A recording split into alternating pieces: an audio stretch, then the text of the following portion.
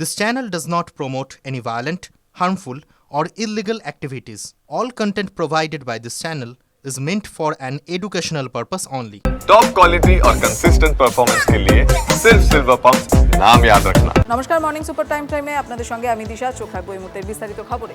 রাজ্যে কুস্তি, দিল্লিতে দোস্তি। তৃণমূলের সঙ্গে আপাতত এই ফর্মুলায় এগোতে চাইছে কংগ্রেস হাইকমান্ড। প্রদেশ নেতৃত্বের সঙ্গে বৈঠকে সে কথা স্পষ্ট করে দিয়েছেন রাহুল গান্ধী। সূত্রের খবর, রাজ্যে তৃণমূলের বিরোধিতা আর সংসদে তৃণমূলকে পাশে নিয়ে চলার ফলে বাংলায় ভোটারদের মধ্যে বিভ্রান্তি ছড়াচ্ছে, এমন দাবি করে রাহুলের দৃষ্টি আকর্ষণ করেন প্রদেশ নেতৃত্ব। রাহুল তাদের জানান, জাতীয় রাজনীতির বাধ্যবাধকতা সম্পূর্ণ অন্য। বিজেপির বিরুদ্ধে লড়াইয়ে সংসদে কোনো দল পাশে দাঁড়ালে প্রধান বিরোধী দল হিসেবে কংগ্রেস তাকে নিয়ে চলতে বাধ্য। বিধানসভা নির্বাচনে জোট সমীকরণ কি হবে তা আরও পরে ঠিক হবে বলে জানান রাহুল গান্ধী। বাংলায় দলের সংগঠন বাড়ানোর ওপর জোর দিয়েছেন তিনি। वो दूर है और फिर हम अपनी मजबूती करेंगे या हम यहाँ से कहेंगे कि हम उनके साथ अलायंस करेंगे, इनके साथ अलायंस करेंगे, वो वक्त जब आएगा तब देखा जाएगा। कांग्रेस 294 सीटों पर अपने आप को मजबूत करने के लिए, जनता की आवाज़ बनने के लिए, उसके लिए हम एक योजना बना रहे हैं। उसमें पदयात्राएं भी होंगी और जो लोगों के इश्यूज है उसको लेकर सड़कों पर भी उतरने का प्रोग्राम, एक लंबा प्रोग्राम हमारा बनेगा। কে আমাদের দলকে কিভাবে শক্তিশালী করা যায় তারই আলোচনা হয়েছে, যেটা একেবারে দলের সাংগঠনিক কাঠামোর দিক থেকে খুবই গুরুত্বপূর্ণ, যেটা একেবারে দলের আভ্যন্তরীণ বিষয়।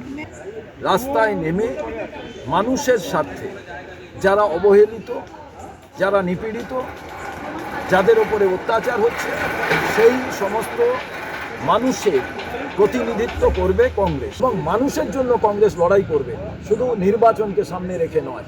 এইটা হচ্ছে আমাদের নেতৃত্বের মূল কথা। আর এ বিষয়ে আমরা কথা বলবো সুজন চক্রবর্তীর সঙ্গে। সুজন বাবু, টিভি9 বাংলা, এই মুহূর্তে আপনার সঙ্গে আমি দিশা রয়েছি। আমার প্রশ্ন হচ্ছে, প্রদেশ নেতৃত্বের সঙ্গে বৈঠকে রাহুল গান্ধী, আর সেখানে বামেদের কোনো কথা উঠলো না, এই বিষয়ে আপনি কি বলবেন?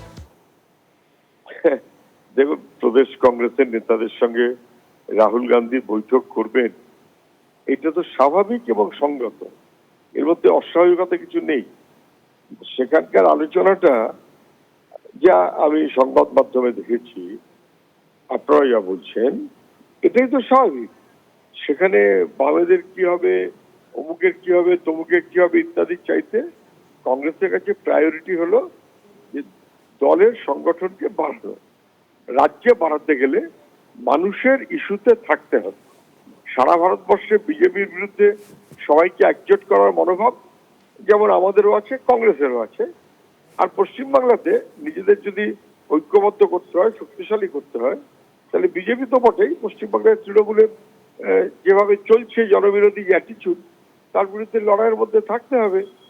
এইটাই ওদের দলের নেতারা নাকি ওদের পরামর্শ দিয়েছেন, যা আপনারা ওদের প্রদেশ সভাপতির বক্তব্য শোনালেন।